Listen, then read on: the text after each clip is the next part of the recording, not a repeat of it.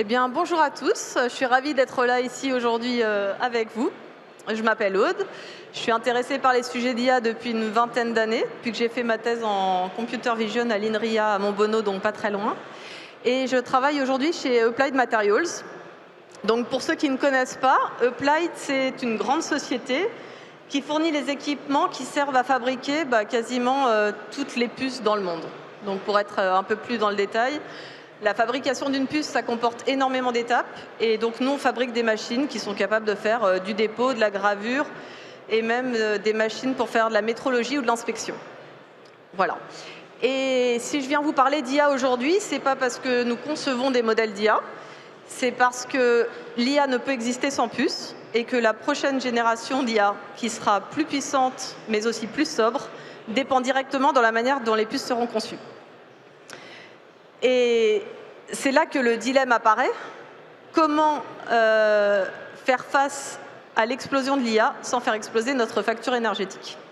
Et c'est cette question donc, que je vous propose d'aborder aujourd'hui, qui est à la fois urgente, stratégique et passionnante, voilà, que nous allons aborder en 10 minutes. Et pour commencer, j'aimerais qu'on fasse l'effort de s'imaginer qu'à chaque fois qu'on sollicite un modèle d'IA, donc que ce soit pour répondre à des problématiques personnelles ou professionnelles, puisque maintenant l'IA est dans nos vies quotidiennes, j'aimerais qu'on fasse l'effort de s'imaginer qu'à chaque fois qu'on sollicite un modèle, il y a quelque part dans le monde un serveur qui s'allume, une puce qui chauffe et une ligne électrique qui se charge. L'IA semble flotter dans le virtuel, mais c'est pourtant une réalité bien tangible, enracinée dans nos infrastructures, nos réseaux et nos ressources.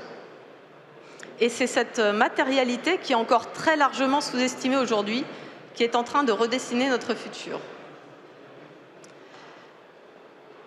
Alors, l'IA n'est pas qu'un progrès technologique, c'est aussi un nouvel appétit énergétique. Donc je ne vais pas vous bassiner avec trop de chiffres, mais c'est important d'avoir en tête qu'aujourd'hui, les data centers consomment 3% de l'électricité européenne et que si on ne fait rien, ça pourrait atteindre 10 à 12% de l'énergie mondiale en 2030. Et 2030, c'est demain.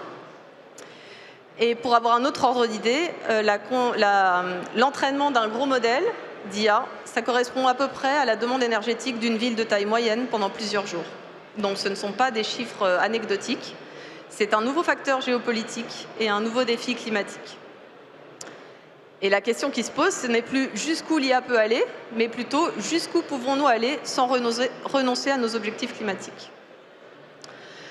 Alors pour l'Europe, l'IA n'est pas qu'un enjeu économique, c'est aussi ça touche au cœur de 3 piliers stratégiques. Donc la souveraineté technologique, parce que c'est important de développer et de maîtriser nos technologies pour ne pas être dépendant de celles des autres. La compétitivité industrielle pour rester un acteur central au milieu d'une chaîne de valeur mondiale. Et la transition écologique pour pouvoir continuer à décarboner sans freiner l'innovation numérique. Le défi est immense, mais nous avons en Europe les talents, les chercheurs, les industriels et un cadre réglementaire. Donc nous avons tout pour réussir. Il ne manque qu'une seule chose, c'est d'aller vite et très vite. Alors, face à l'essor fulgurant de l'IA, certains vont dire qu'il suffit de construire quelques datas supplémentaires et puis que tout se passera bien. D'autres imagineront qu'en construisant des fermes solaires, ça permettra de compenser l'augmentation de la dépense énergétique. Mais la réalité est tout autre. Aucune solution isolée ne suffira. Et pour soutenir l'IA de manière durable, nous devons repenser le système dans sa globalité, en articulant la production d'énergie, donc pour qu'elle soit renouvelable, pilotable, la conversion et la distribution, qui seront capables d'absorber des charges massives et fluctuantes, l'efficacité matérielle pour construire des puces et des architectures sobres, la gestion intelligente de la demande pour optimiser chaque watt consommé, et la conception même des modèles d'IA pour réduire drastiquement leur empreinte énergétique. Et cette transformation ne sera possible que si l'ensemble des acteurs, donc énergie, numérique, cloud, semi-conducteurs, infrastructures, avancent ensemble avec une vision commune. Et c'est là où j'interviens un peu en tant qu'Applied Materials pour vous expliquer qui nous sommes et ce que nous faisons.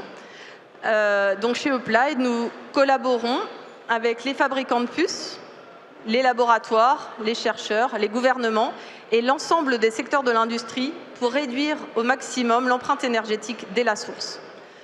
Notre vocation n'est pas et ne peut pas de transformer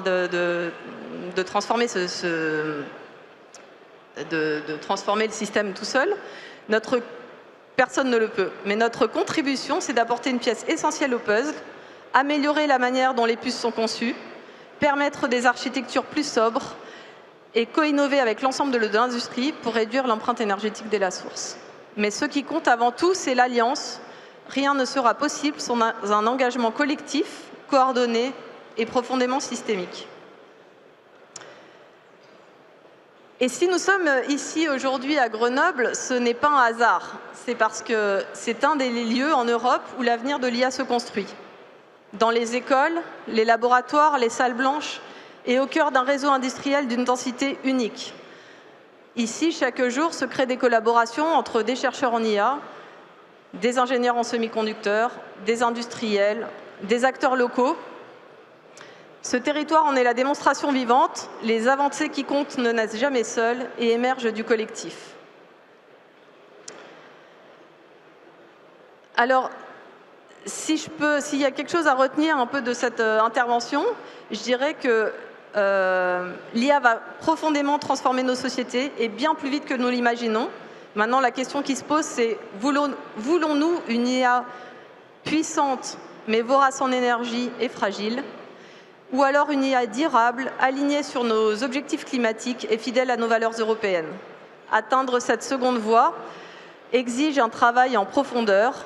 Il faut revoir nos modèles, faire tomber les silos, unir l'industrie et la recherche, rénover nos réseaux, réinventer nos infrastructures et co-innover à un rythme inédit. Et rien de cela peut se faire en solitaire.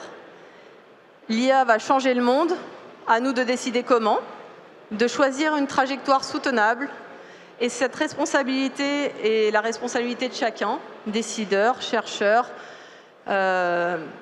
industriels, acteurs publics.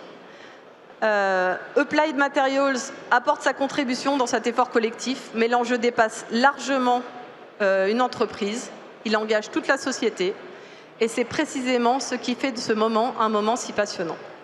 Merci.